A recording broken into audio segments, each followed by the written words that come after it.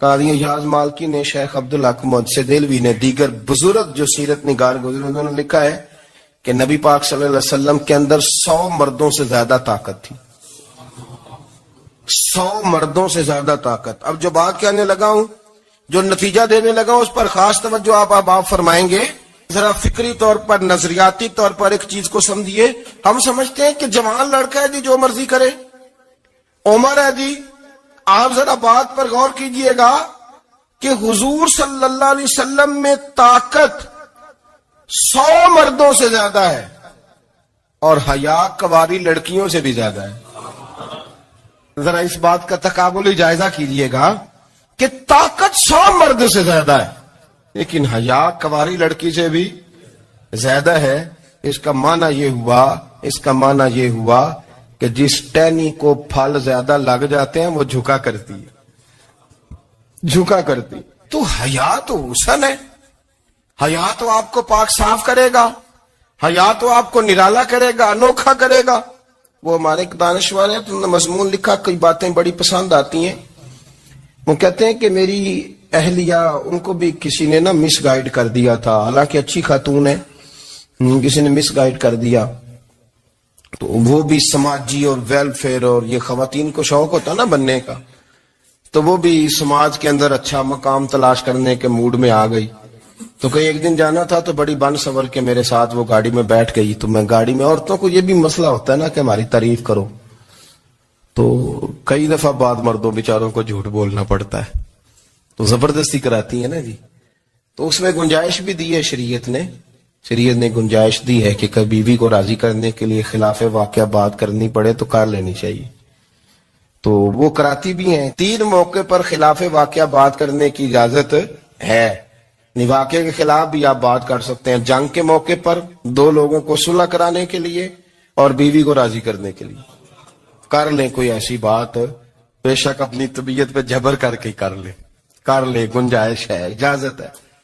تو وہ کہتے ہیں جب وہ گاڑی میں میرے ساتھ بیٹھی بن سور کے، وہ تقاضا کرنے لگی کہ میں نے بڑے اچھے کپڑے پہنے ہیں پر آپ نے توجہ نہیں کرائی. وہ سیانا بندہ تھا، وہ چاہ رہا تھا کہ میری خاتون سمجھ جائے.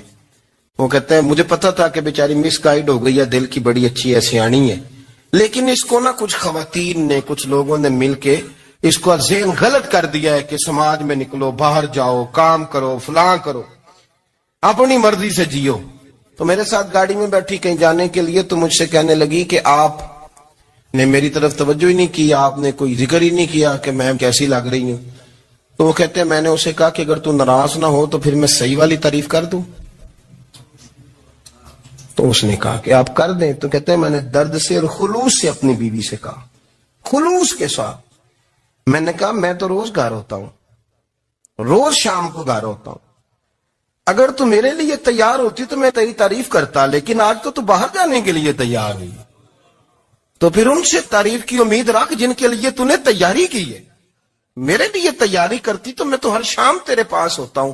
کہتے ہو میرے لفظوں میں درد تھا تو وہ بھی رو پڑی اور کہنے لگی آپ گاڑی روک دیں، مجھے باہر جا کے کسی کو راضی نہیں کرنا، میں نے اسے راضی کرنا ہے جس کو رب کریم نے میرا شوہر بنایا ہے اور میرے لیے منتخب کیا ہے میرے ماں باپ کو. میں واپس لوٹتی ہوں.